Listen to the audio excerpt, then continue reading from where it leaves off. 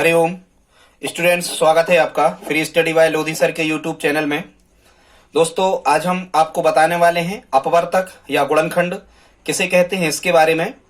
चूंकि हम महत्तम समापवर्तक को प्रारंभ करने वाले हैं, इसलिए एक छोटे से वीडियो में हम आज आपके सामने लेकर के आए हैं अपवर्तक या गुणनखंड निकालना। या कई बार एग्जामिनर पूछ लेता है कि अपवर्तक या गुणनखंडों की संख्या क्या होगी, कोई भी संख्या वो दे देता है और इस टाइप से प्रश्न पूछ लेता है। दोस्तों, यदि आप हमारे चैनल पर पहली बार विजिट कर रहे हैं तो प्लीज चैनल को सब्सक्राइब कर लें, साथ में लाइक और शेयर भी करते चलें। हम आपको निःशुल्क कई प्रकार के कॉम्पिटिटिव एग्जाम की तैयारी चैनल के माध्यम से करवाते हैं। तो ठीक है स्टूडेंट्स, देखते हैं आज का हमारा वीडियो है अपवर्तक या गुणनखंड निकालना। तो सबसे पहले आपको यह समझना होगा कि जो अपवर्तक होता है, अपवर्तक का मतलब होता है कि किसी भी संख्या के गुणनखंड निकालना।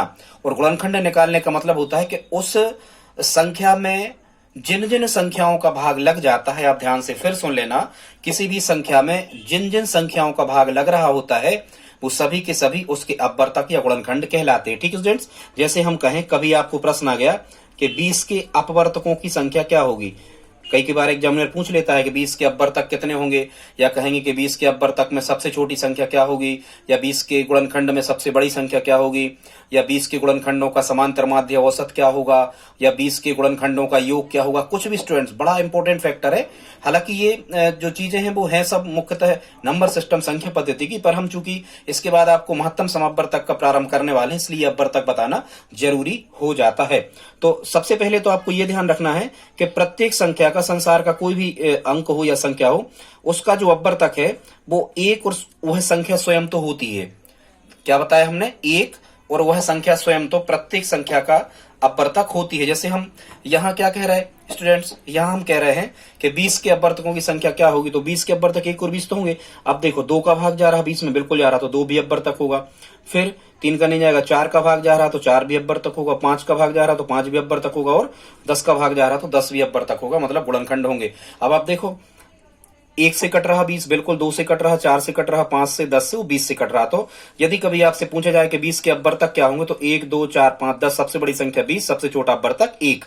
और यदि आपसे पूछ लिया जाए कि 20 के अपवर्तकों की संख्या, तो 1, 2, 3, 4, 5, 6, 20 के अपवर्तकों की संख्या कितनी होगी? 6 होगी। अपवर्तक को हम गुणनखंड भी कहते हैं। ठीक है, कई बार आपसे पूछ लेता है कि 20 के सभी अपवर्तकों या गुणनखंडों का योग क्या होगा, तो अब आप इनको जोड़ दो। कई बार पूछ लेता है कि 20 के सभी संख्याओं का औसत क्या होगा, तो इनको जोड़ के और ये 1, 2, 3, 4, 5, 6 का भाग लगा दो, इस टाइप से। ठीक है स्टूडेंट्स, अब हम ये तो छोटी संख्याएं थी तो हमने अपवर्तक निकाल ली। अब हम आपको एक बहुत अच्छी ट्रिक्स बताने वाले हैं कि जल्दी से जल्दी बड़ी बड़ी संख्याओं के अपवर्तक या गुणनखंडों को फाइंड कैसे कर लेते हैं। ठीक है स्टूडेंट्स, जैसे मान के चलो हम अभी साइट में एक क्वेश्चन और आपको लेके आए हैं। ये क्वेश्चन फर्स्ट है, कह रहे 50 के अपवर्तकों की संख्या क्या होगी। तो 50 के अपवर्तक में आपको पता होना चाहिए 1 तो हो गई, और 1 के बाद में 50 स्वयं होगा। अब 50 में किसका भाग जा रहा? 2 का जा रहा, बिल्कुल जा रहा। क्या 4 का भाग लगता है? नहीं लगता। 6 का नहीं लगता। 8 का नहीं लगता। फिर 50 में कितने का भाग लगेगा 2 के बाद में? 5 का बिल्कुल लगेगा। 10 का लगेगा, और कितने का लगेगा भाग? 25 का। ठीक है स्टूडेंट्स, तो ये क्या हो गए? अब इसके बीच की और कोई संख्या नहीं है। ठीक, तो 50 के अपवर्तकों की संख्या 1, 2, 3, 4, 5, 6 हो गई। अब स्टूडेंट्स, यदि मान के चलो हमें 60 में किसी भी संख्या के अपवर्तक निकालना होते, तब हम क्या कर रहे होते? तो आप समझो, जिस भी संख्या के अपवर्तक निकालना है उसके सबसे पहले हमें अभाज्य गुणनखंड तोड़ना है। हम 50 के अभाज्य गुणनखंड तोड़ रहे होते, 2 का भाग करते, अभाज्य संख्याओं से भाग देना, कभी 4 से या 6 से या 8 से भाग नहीं दिया जाता। 2 से भाग दिया, कितने बार गया? 25 बार। फिर यहाँ हमने कितने से भाग दिया? 5 से भाग दिया, तो कितने बार गया? 5 से भाग दिया तो कितने बार गया? 5 बार। और यहाँ 5 से भाग दिया तो कितने बार गया? 1 बार। अब जब हम इनके ये सभी गुणनखंड लिख रहे होंगे, तो 50 के, जब हम 50 के ये गुणनखंड, और कैसे गुणनखंड? अभाज्य गुणनखंड, गुणनखंड नहीं, अभाज्य गुणनखंड। ठीक है, यहाँ अभाज्य गुणनखंड क्या होती है? सबसे छोटी अभाज्य संख्या 2 होता और 5 होता। अभाज्य गुणनखंड पूछे होते 20 के, तो ठीक है। तो 50 के जब हम गुणनखंड लिख रहे होंगे तो हम लिखेंगे 2 गुणा 5 गुणा 5, मतलब देखो 2 पंचे 10, पंचे 50, या इसको हम लिख सकते 2 गुणा 5 पे कितने की घात? 2 की घात, 5 का वर्ग। अब यहाँ कितना है? 1 है। ठीक है स्टूडेंट्स, अब क्या कर दिया जाता है? अब इनके जो अभाज्य इनके जो गुणनखंडों की अपन संख्या निकालते हैं, अपवर्तकों की संख्या निकालते हैं, अभाज्य गुणनखंड नहीं, गुणनखंडों, या जब हम इनके अपवर्तकों की जब हम इनके अपवर्तकों की संख्या निकालते हैं तो क्या कर देना है आपको, जो ये घात लिखा है इसमें एक जोड़ देना है हमेशा। ये नियम है, आप समझ जाओ। एक में एक जोड़ दिया, एक कोष्टक में बंद कर दिए, फिर गुणा लगाया। ये 5 पे कितनी घात थी, 2 की थी, 2 में भी एक जोड़ दो, कितने हो जाएंगे 3। तो 1 और 1 2 गुणा 2 और 1 3, तो 3 दूनी कितना आ रहा 6 आ रहा है स्टूडेंट्स। मतलब समझ गए आप, क्या समझ गए कि 50 के अपवर्तकों की संख्या हमने डायरेक्ट फाइंड कर ली, कितनी होगी 6 होगी। इसी प्रकार हम एक क्वेश्चन और आपको हल करके बता दे रहे। अगला क्वेश्चन क्या कह रहे हैं, कह रहे हैं 60 के अपवर्तकों की संख्या क्या होगी। इसे हम देख लेते हैं। 60 के अपवर्तक कैसे निकालोगे, हमने आपको बताया पहले आप 60 के बाद गुणनखंड तोड़ो, 2 से भाग करो, कितने बार गया 30 बार, 2 से करो कितने बार गया 15 बार, 3 से करो कितने बार गया भाग 5 बार, 5 से करो 1 बार। ये सब अभाज्य संख्या है, 2 3 5 बिल्कुल। इनको जब आप लिख रहे होगे तो 2 कितने बार हैं, 2 बार, तो आप डायरेक्ट लिख लो 2 पे कितने की घात 2 की घात, गुणा 3 कितने बार हैं 1 ही बार है, और 5 कितने बार हैं 1 ही बार है। तो यहाँ घात आप जरूर लगाओ 1 की, और यहाँ भी कितने की 1 की। अब हमने क्या बताया था कि घातों में 1 जोड़ना है। देखो तो जब हम इस दो में 1 जोड़ रहे होंगे तो कितना आ रहा होगा 3। इस 1 में जब हम 1 जोड़ रहे होंगे तो कितना आ रहा होगा 2, और जब इस 1 में हम 1 जोड़ रहे होंगे तो कितना आ रहा होगा, यहां भी कितना आ रहा होगा स्टूडेंट्स 2 से कितने बार गए, ठीक, हाँ सही है। 1 में 1 जोड़ रहे होंगे तो 2, इनका गुणा करो तो 3 दूनी 6, और 6 दूनी कितना आ जाएगा 12। मतलब 60 के अभाज्य गुणनखंडों की संख्या स्टूडेंट्स कितनी निकल रही होगी 12। ठीक है, कैसे आप चाहो तो चेक कर लो। देखो 1 और 60, ये 1 और 60 में तो भाग जाएगा ही, मतलब 1 और 60 तो इसके अभाज्य गुणनखंड है ही। फिर कितने का भाग जाएगा 60 में, 2 का जाएगा, 3 का जाएगा, 4 का जाएगा, 5 का जाएगा, 6 का भाग जाएगा, 7 8 9 10 का जाएगा, 15 का जाएगा, 30 का जाएगा। ठीक, अब आप इनको जोड़ो 1 2 3 4 5 6 7 8 9 10, 1 2 3 4 5 6 7 8 9 10, 10 क्यों हो रहे, ये 12 क्यों नहीं हो रहे।